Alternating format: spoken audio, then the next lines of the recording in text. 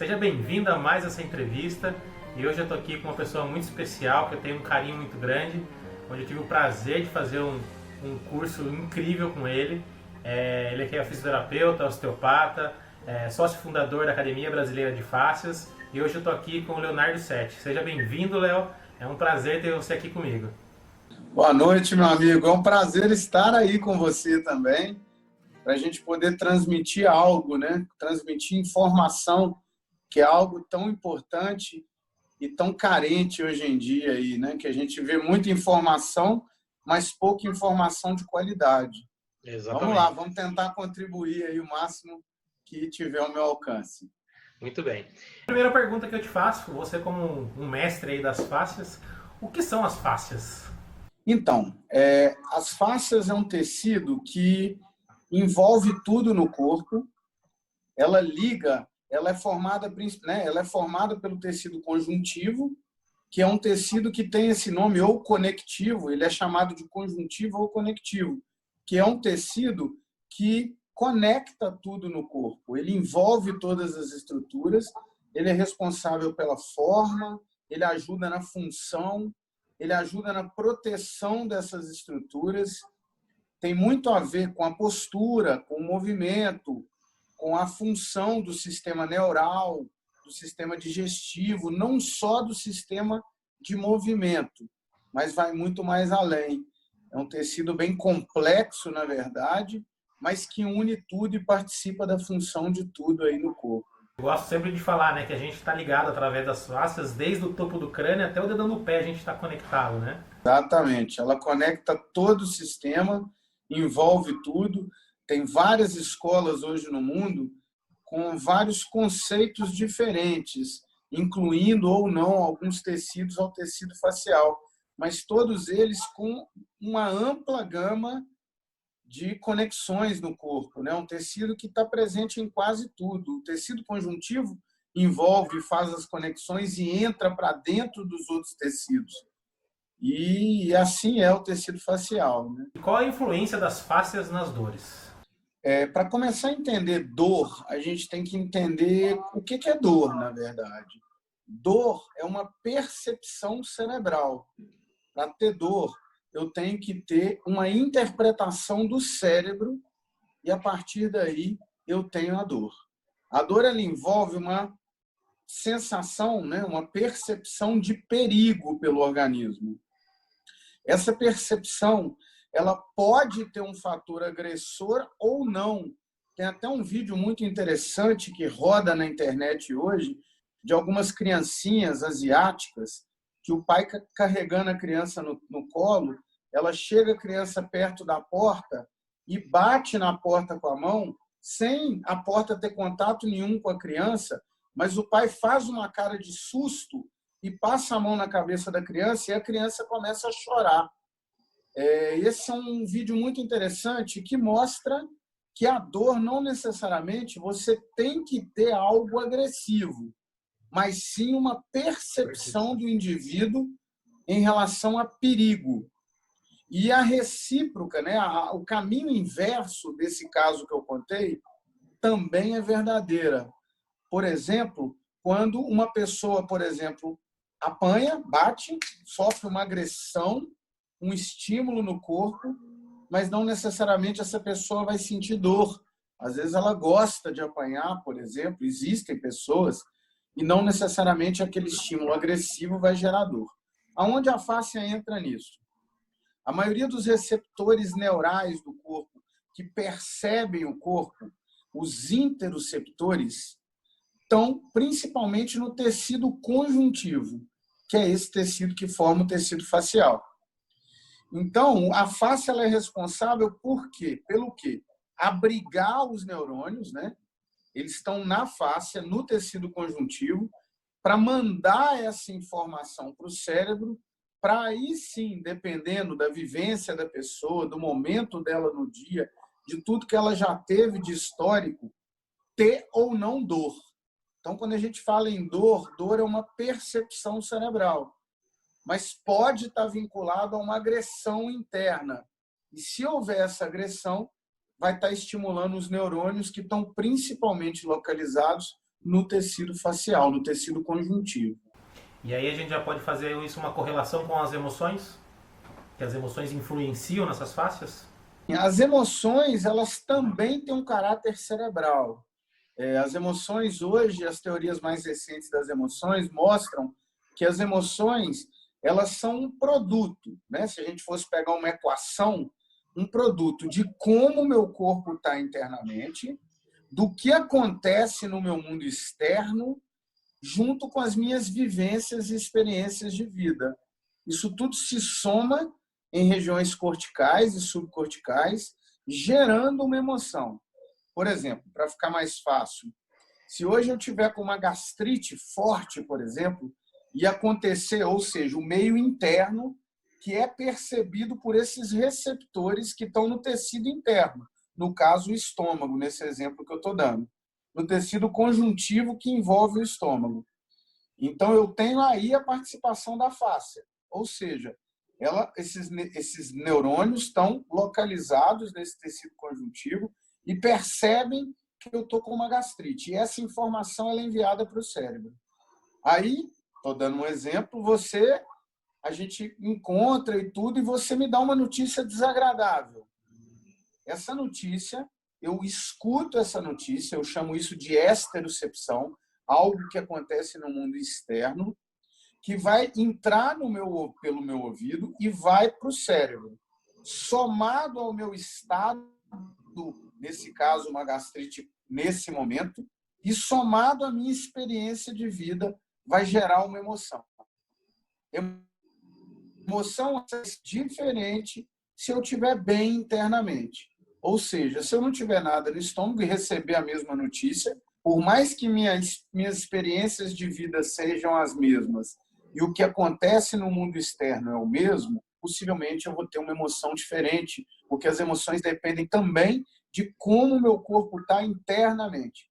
E aí está a ligação da fáscia, que esse tecido neural interno do corpo, responsável pelas interocepções, as percepções internas do corpo, ficam localizadas no tecido conjuntivo. Muito legal. De que forma as fáscias participam dos movimentos? Então, vamos lá.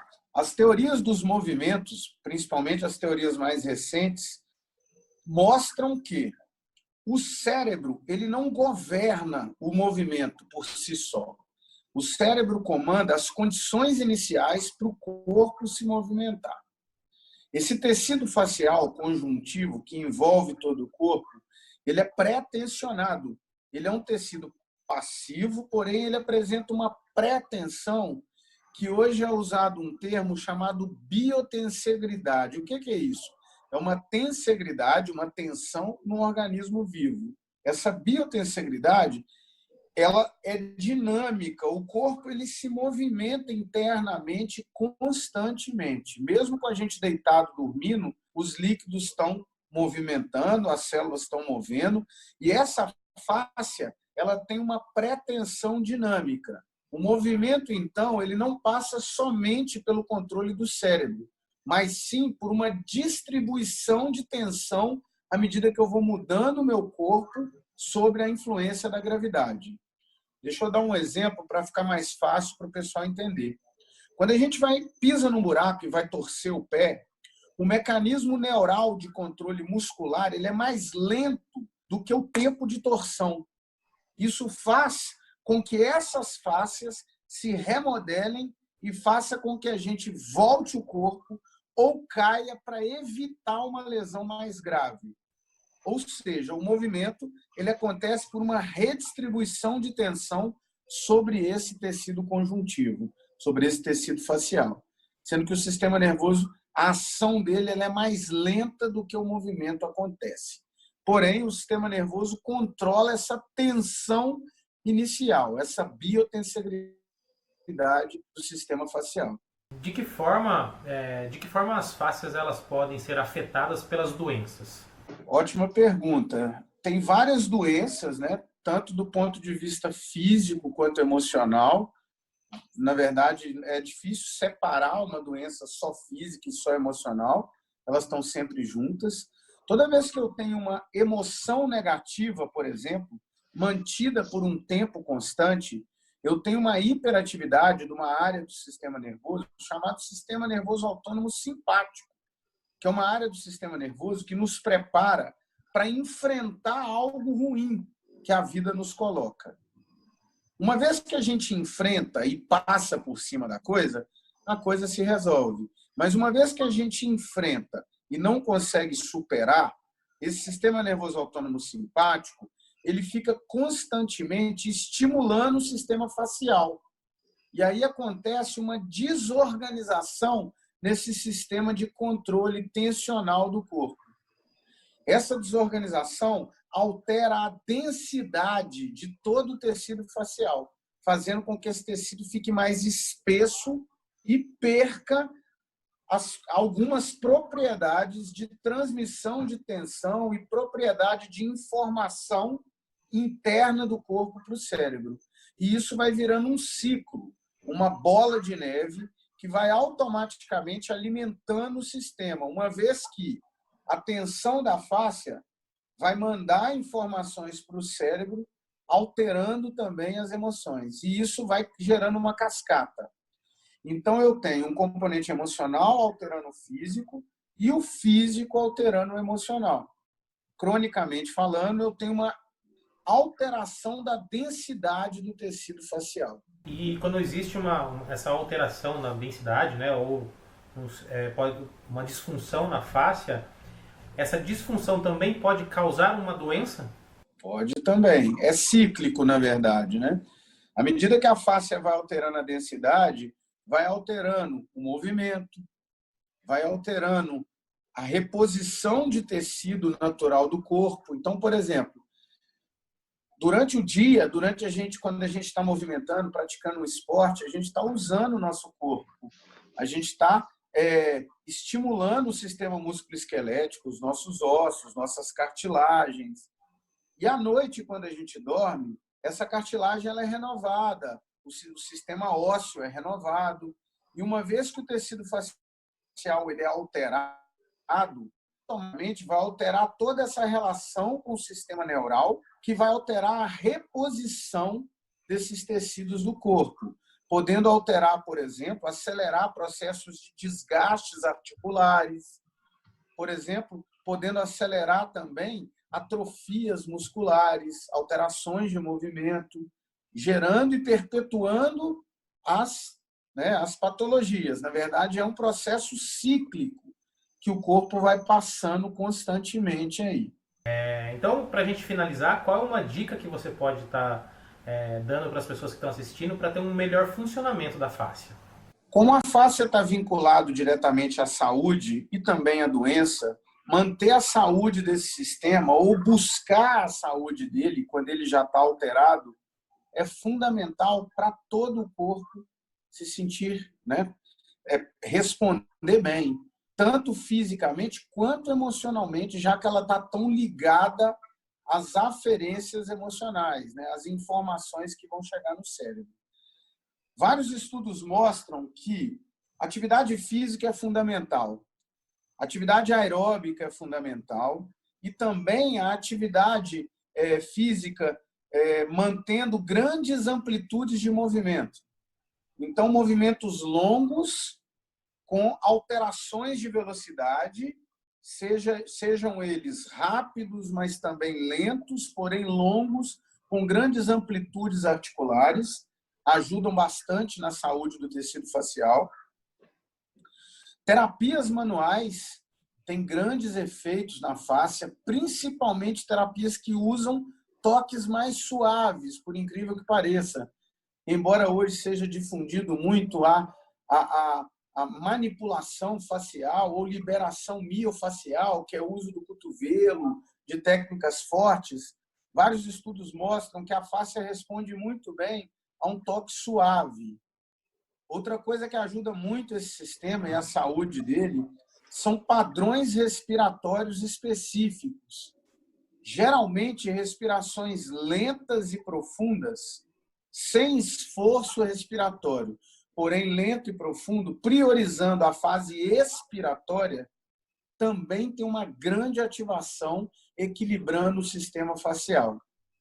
Fora isso, alimentação saudável, evitar alimentos que gerem muita inflamação intestinal e no sistema digestivo, trabalhos de meditação, de mindfulness, isso tudo hoje casa com a saúde da fáscia, tanto a nível de prevenção quanto a nível de tratamento.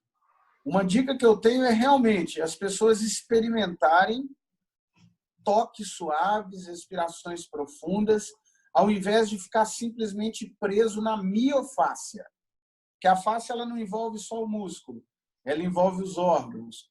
E numa respiração lenta e profunda, o diafragma empurra, movimentando mais o sistema visceral. Se isso é associado com grandes amplitudes de movimento, o resultado na saúde da fáscia é muito potencializado. Eu acho que esses são os principais fatores para a gente poder realmente trabalhar a fáscia, do ponto de vista não só de tratamento, quanto de prevenção também. Muito bom, Léo. Muito obrigado. Eu agradeço você disponibilizar esse tempo para estar, como você falou, dando conhecimento profundo, né? Porque hoje conhecimento a gente tem a rodo na internet, mas esse conhecimento profundo, isso sim é libertador, isso sim ajuda as pessoas. Então, de todo o meu coração, agradeço você por estar se disponibilizando, contando um pouquinho para nós sobre essa influência das fáscias, que é um sistema importantíssimo, né, para a gente ter saúde, não só da nossa coluna, mas sim em todos os aspectos, como você mesmo falou, das emoções, das doenças, enfim. Se a gente tiver uma fáscia bem trabalhada, a probabilidade de a gente ter saúde é muito maior. Então, muito obrigado, todo o meu coração. Espero aí a gente estar em breve aí juntos de novo, fazendo alguns cursos. Muito obrigado. Vai ser um prazer e para a galera da região aí, temos a referência, você e a Mari aí, com certeza ótimas referências para fazer uma boa avaliação e um bom trabalho no sistema facial. Um prazer é todo meu de estar junto, levando informação, é sempre bom, e levando saúde para as pessoas. É isso aí, meu amigo. Um prazer e até breve aí. Valeu, meu querido. Obrigadão, viu?